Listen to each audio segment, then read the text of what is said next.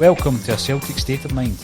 I'm John Dykes, and today I'm joined by Declan McConville to talk about some of the highlights of the Treble Treble era. Declan, how are you managing without the football at the moment?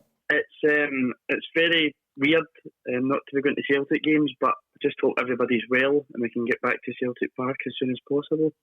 Absolutely, and I think in the meantime, what is important is that people remain engaged. Although you're self-isolating, it is important to have the communication, which is one of the main reasons why Celtic State of Mind will be producing daily podcasts right through this period and into the new period. Once we come out of the darkness, we'll be back in the studio and we'll be doing daily podcasts from the number 7 studio, so called because of Jinky Johnson, but also because we're sitting at number 7 in the iTunes charts. Yeah, I noticed that the other day on Twitter, so we're starting to climb back up, and maybe a wee award might be coming our way once again. Well, you never know. The Football Blogging Awards, which we won back in 2018 as the best football podcast in the UK, have been back in touch in the last week or so watch this space, Declan. You never know.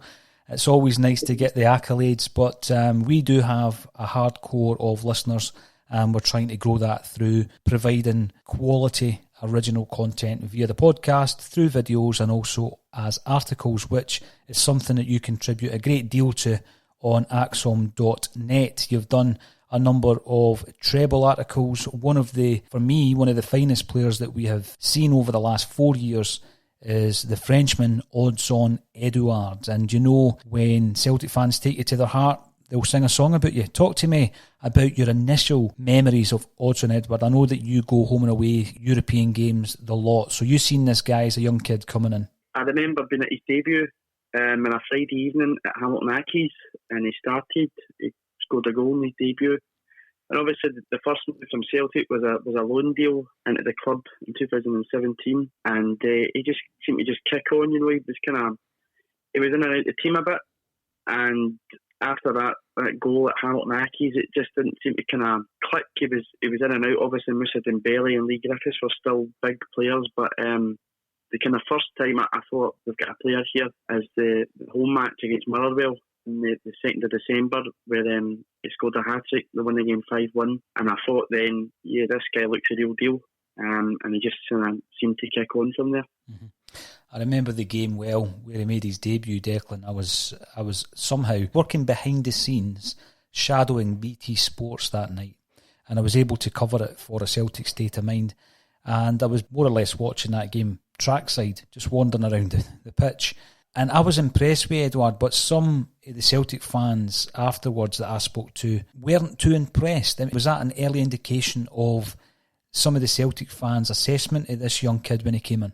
I think so. I think we kind of saw this really young, kind of raw player. I think that would be the word to describe him at the time. It was definitely far from the finished article, and people are sometimes too quick to judge, but he certainly proven himself. But I think at first, that game and kind of not getting a good run of games in the team, they've kind of thought, where is this guy's role going to be at the football club? When you look at Edouard and his countryman, who was the number 1 striker at that time, Moussa Dembele, we brought in 2 quality French strikers. And following that, since then, we have brought in a number of other strikers, Declan, and you know, I'm not one for writing players off, but it's quite clear to me, looking at the likes of Bayo and Klamala for the short time that we've actually seen the young lad, they're not in the same league as Odsonne Edouard or Moussa Dembele.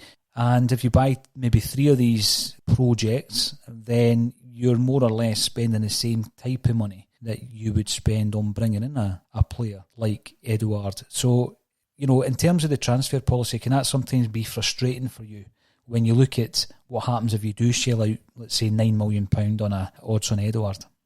I think it can be frustrating, especially if we go back to the disappointment of the Copenhagen game, where on that particular evening they were short in midfield players now. In the January window we had signed Sorrow and obviously Patrick Klimala, but Klimala nowhere near the team, Sorrow nowhere near the team, and it was two players that, a January window should be adding to your squad and coming out stronger than you went into the window with, but the two of them see as projects. We might see them feature pre-season, maybe the first time we get to see them. I don't imagine to see them in the last run-in unless we get the title wrapped up if those games are played, but I think it can be frustrating when but you can get some really good buys in the market. Maybe, I know £9 million in Celtic terms is a lot of money, but Odsonne Edouard will eventually leave Celtic Park and will go for more than double that fee. So sometimes I think maybe we need to take that risk now in the market. The inflated prices are something that are to be considered, but when you're getting quality like that and players of that calibre that are going to develop and become better players, I would say personally, take the risk. Again, Declan, one of the kind of regrets since Edouard came in was the fact that there were signs that a partnership between himself and Moussa Dembele may have been what I would describe as a game changer. That might have taken Celtic to a completely different level. How unfortunate is it that they didn't really get a run of games together, and what do you think they could have done if we got a full season with they two guys playing? I think certainly in the European stage we could have saw something greater than we've achieved. We saw the early signs of it, unfortunately, as you say, in the match against Alashkert at the start of the Treble Treble season. The two of them seemed to link up well. There was a good connection there. And Odsonne definitely seems a player that can link up with our strikers. Lee Griffiths and his partnership post-January has been exceptional, and I actually think Lee Griffiths playing beside Odsonne's made him a better player. So with a player in the calibre of Moussa Dembele, I think Celtic could have been such a far more dominant side, and we probably could have seen a partnership like the one between Henrik Larsson and Chris Sutton. It was a mouth-watering prospect, and of course we do still have the French connection. We've got Christopher Julien, we've got Olivier Ncham, and obviously the golden child Edouard. The French connection, there was a French connection of sorts between Edouard and the song that the Celtic fans have taken to their hearts, I Wanna Be Adored, which is obviously used on the terracing, as I still call it, in homage to our Frenchman. Are you aware of the link between the Stone Roses and the fact there's a French flag on the front cover of that debut LP? No, I've never I know it's there. It's never really been something I've paid attention to. I know there's obviously the wee kind of French flag at the bottom right-hand corner and there's the lemons and stuff on it, but as an album cover, it's very distinctive, that Roses album cover, but I think it's cool that Celtic as a club, culture-wise, are singing Stone Roses songs to players' names. There is a significance between I Wanna Be Adored and France, and it really goes back to the Stone Roses, who were fascinated by the 1968 Paris riots. And John Squire recalled back in 2001 when he was speaking to the Q magazine that Ian Brown had met a Frenchman when he was hitching around Europe. This bloke had been in the riots, and he told Ian Brown how lemons had been used as an antidote to tear gas. Then there was a documentary, a great shot at the start of a guy throwing stones at the police. And the Stone Roses really liked the attitude of the rioters in 1968 in Paris. So on the front cover of their album was the French flag and obviously the lemons. So that's where the lemons, the significance of that comes. I don't think Edouard listens to the Stone Roses unless he's on the Celtic Park pitch. But there you go. There is the French connection between Edouard and I Wanna Be Adored. So I never knew that, and there's obviously a Celtic connection with the bass player Manny. Yes. Who I'm sure you could probably tell a tale with from a bandmate of your pal from Primal Scream. I could tell a tale, but I'm not going to do that because it would need to be certified, I think. Now, there is a song on that debut LP, Bye Bye Badman, which is written from the perspective of the students of the May 1968 Paris riots. And the lyric, I'm throwing stones at you, man, comes from the documentary I mentioned before. And they obviously realised that sucking on lemons negated the effects of the police CS gas. So we're always looking for wee tidbits of information, Declan, and there you go when you're singing I Wanna Be Edouard. Just think of the Paris riots. You said that your your head was turned, as it were, after Edouard's performance against Motherwell. He's also performed tremendously against Rangers. It's a game that he seems to relish. What's your best memories of Edouard coming up against Rangers? It has to be that beautiful Sunday at Ibrox on the 11th of March. It was a game that we went into, I wouldn't say fairly confident. You know, it seemed that Rangers' tails at the time once again were up and they were coming out to get us. They had a great start, you know, and they were 1-0 down. I was in the lower section of the room room that day, 10 rows from the front or something. I can still remember the ball getting slipped through for him. He goes through and he scores an absolute belter of a goal. And then that's probably one of the best days supporting Celtic, because 3-2 at Ibrox, you know, such a tight game. It was a big game in that season and going on to win 7 in a row. His performance in that day was outstanding, you know, because we really needed somebody to step up, and he certainly stepped up for the goods. But then following that, when we had the game at Celtic Park against Rangers to secure the title, he bagged 2 goals, opened the scoring, and once again proved his worth. And I think that was when everybody really took to Odsonne Edouard. He certainly is the number one striker and in many ways the number one player within the club. I think the unfortunate thing from time to time, Declan, is when a player is performing at that level, it's only a matter of time before the vultures start circling around Celtic Park. And obviously we have lost some of our greatest talents through the big money moves to England, for example. In the case of Virgil van Dijk and Kieran Tierney, we also lost Moussa Dembele, who returned to France. How long do you think we can keep a hold of Odsonne Edouard? I think for everybody, we can get this season wrapped up. Obviously, when and where that will happen. For me personally, I would say after what we hope to be the season of 10 in a row, I think everybody would give Odsonne Edouard a blessing. If he wanted to leave the club then, you know, the level that Celtic are at, this boy, we know, can do better, and he would be a player that I think everybody would say there'll become a point where he's going to be too good for the league, and probably just too good and wants to better himself at a bigger club. Not that Celtic aren't a big club, but on a level of maybe Champions League, etc., which Celtic don't currently find themselves at, I would say probably after the 10 in a row season. I mean, I think the Celtic fans would give Edouard their blessing if he stayed until we wrapped up the 10. We're talking about football, which Jurgen Klopp described as the most important of the least important things under the current circumstances, and we all appreciate that.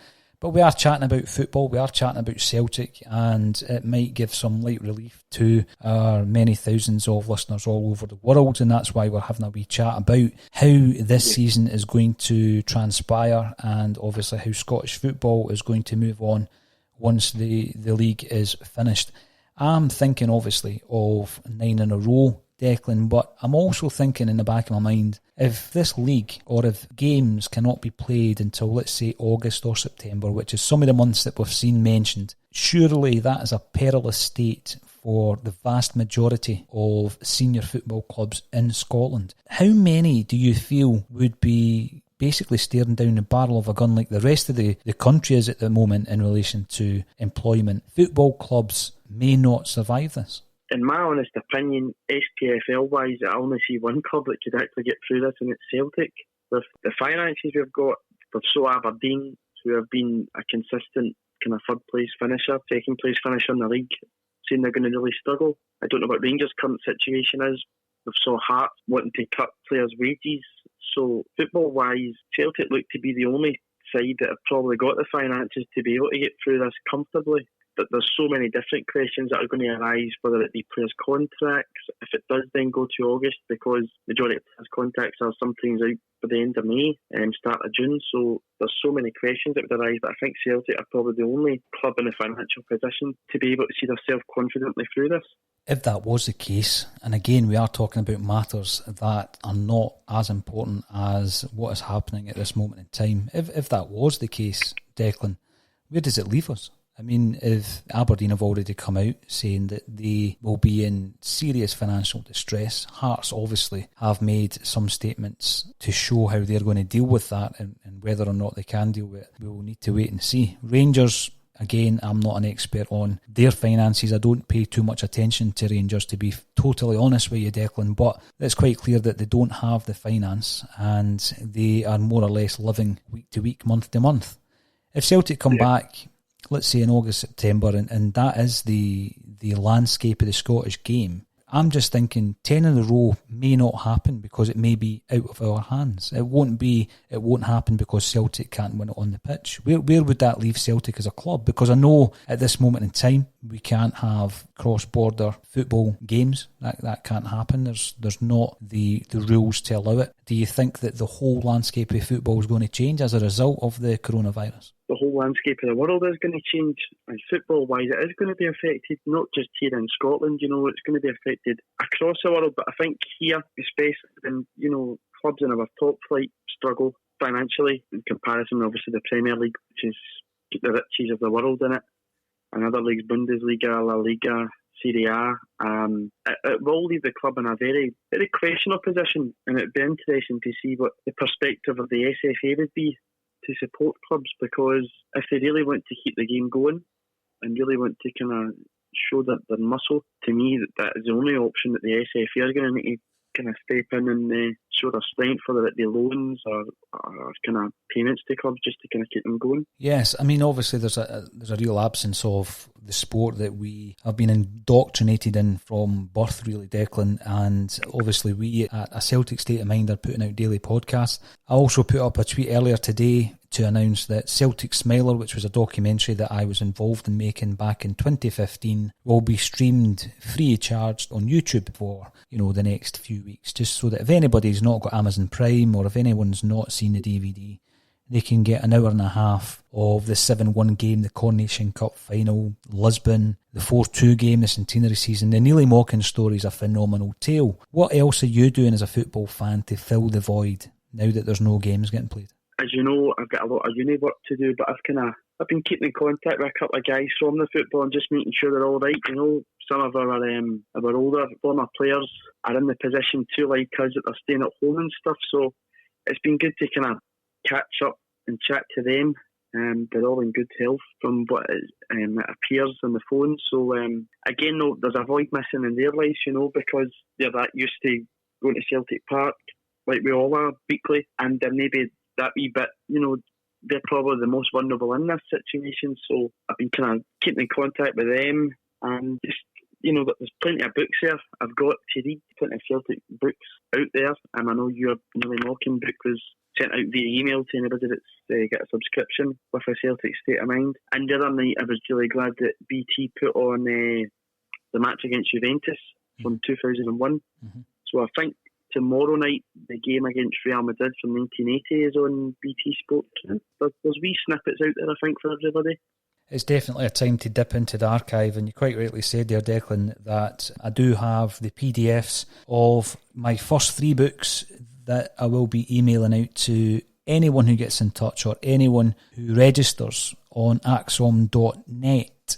There's no registration fee. It's a free service that Axom provides, but we are looking to offer more if you register. So check the website at axom.net, register your details, and I'll send you out PDFs over the next few weeks if you haven't already read the books, or if you think someone else might enjoy them, you can forward it on, because these books the Neely Mockin book is completely out of print. The other 2, there's a handful of copies left. So the PDF versions are going to be made available to anyone who might be looking to fill their Celtic history void.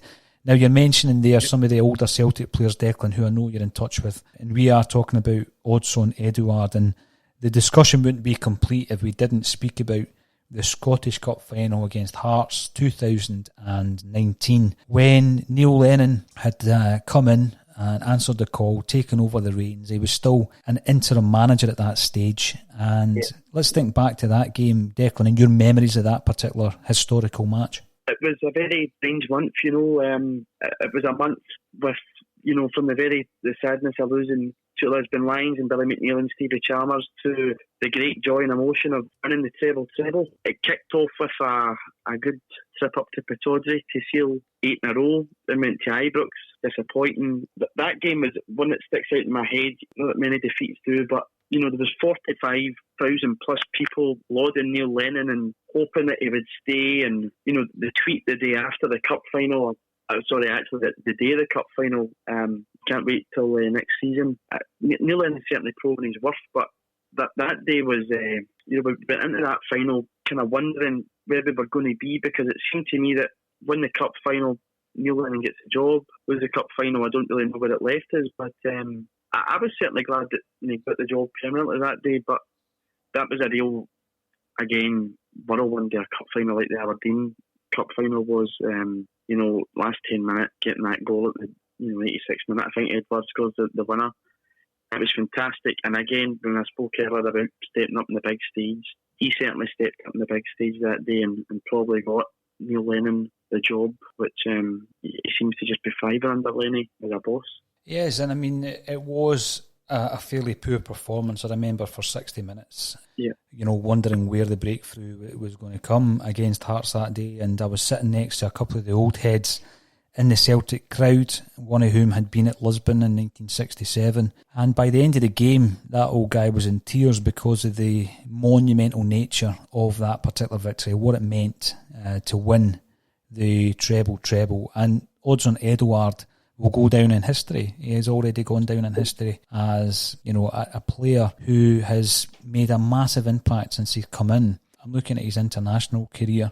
So far, he hasn't won a full international cap, but he has won 42 French underaged international caps, scoring 35 goals. That record is astonishing. Once he's capped at full international level, it didn't happen with Dembele before he left Celtic, his transfer value is going to rocket, isn't it? Yeah, definitely will. And that is obviously a bit of a worry for Celtic supporters because, as you said earlier, vultures will start to surround Celtic, like they always do, and clubs will start to pay a bit more attention if he's playing in the international stage for France. With regards to that, obviously we've seen Van Dijk using almost as a stepping stone Southampton to get his move to Liverpool, where he's gone on to win the European Cup. He most certainly will win a league with Liverpool. And we've seen Dembele going to Lyon with a view perhaps to returning to the English game. Do you think it will come to a point, Declan, where English clubs, top English clubs, will realise that in order to get the value for money, they should perhaps approach Celtic rather than wait for the player to go elsewhere? I think we kind of eventually saw the breakthrough with that with the Kieran Tierney deal. The Arsenal came straight to Celtic, and it wasn't, as you say, that kind of stepping stone club, Southampton. But what Wanyama did also, Southampton to them Tottenham, Arsenal felt confident enough to come and approach Celtic, pay what is a large transfer fee of £30 million to take him to Arsenal. So I think now, and a player, whether it be Odsonne Edouard, another player in our squad that could possibly go for big money is Callum McGregor, I think any of the big sides down there would feel confident now to take the player directly from Celtic than kind of wait until he goes to a kind of mid-table Premier League side to see what his worth is in the league. Do you think once all is said and done and we get into a pre-season, a proper pre-season, rather than this unforeseen break that we're currently in, if Celtic were able to tie down El Yunusi and Foster either on a permanent deal in the case of Foster or maybe an extended loan deal in the case of El Yunusi, and they were able to hold on to Odsonne Edouard, would you be happy with that in terms of the summer business? To an extent, yes. I still think we lack maybe in a centre half, especially if we're going to go with a kind of back three. But I think to get players of that calibre in, because that would Fraser Foster and Mohamed El Yunusi certainly aren't going to come cheap, whether that be on transfer fee or wages. So to an extent, yes, but I still think maybe add something new, something fresh. Obviously, I know these two would come in, but maybe just adding a new face to the team can just kind of perk it up a bit. But again, we've got guys like Sorrell and Klamala that maybe will find themselves come into the fold a wee bit more. Yeah, the other thing I was going to ask you, Declan, the other day you came on and you were speaking about your greatest Celtic 11. This was a collection of players whom you had seen firsthand and you were able to select who you felt were your finest team. I didn't ask you who the manager was. Who would your manager be since you started supporting Celtic? I know you were born in the year 2000. So who would your manager be since 2000 up to this present day? I think for majority of people it would probably be our former manager that's at Leicester, but with the whole circumstances that found him leaving the club will leave him out. Probably Gordon Strachan. I thought Gordon was one of the most underrated managers at the club. The job he had to do to counter the financial gap that was being lost. I think Celtic were kind of running at a deficit about £6 million a year under Martin, and Martin was a great manager, but he got money to spend and he utilised the money very well and obviously had a great side. But the job that Gordon came in and completed, winning 3 championships in a row, getting to the last 16 of the Champions League, I thought for a guy that when he did come in initially had a lot of criticism from Celtic supporters, didn't like his brand of football, maybe didn't like him as a player in his Aberdeen days, but I think when he left the club, everybody held him in such high regard. The relationship he had connected so well with Tommy Burns. So for me, Gordon Strachan, but Neil Lennon is still proving himself. So it'd probably be a kind of toss between Gordon and Neil. But I think there's still more to come from Neil Lennon. But Gordon Strachan is a massive, colossal figure in the Scottish football, and I'm just disappointed he didn't go further with the national team. Yeah, I mean, you were there. You actually came along to hear Gordon Strachan speaking fairly recently at one of our regular live events, and I was really impressed with the way in which he spoke about Celtic, the support, and in particular Tommy Burns. It was a fantastic night. I think Gordon Strachan done a hell of a job, and he was working under a different financial kind of format than his predecessor. So absolutely. Now, one last thing to remind everyone of is that A Celtic State of Mind is producing daily podcasts, Declan, and we will be putting them out usually fairly late at night so you can catch up with them the following day. And what we would like you to do is get on to A Celtic State of Mind and subscribe. Subscribe to our channels either via iTunes, Spreaker, YouTube, and get subscribed onto A Celtic State of Mind. There's going to be a lot more content coming in the coming weeks and months. We've got some fantastic exclusive videos that we're currently editing, and these will be put onto our YouTube channel. Register on axom.net, because if we do have an exclusive, you will have access to that before anyone else does. So thank you very much for coming on to A Celtic State of Mind again, Declan. I'll speak to you again next week. Take care, Paul. Take care of yourself, sir.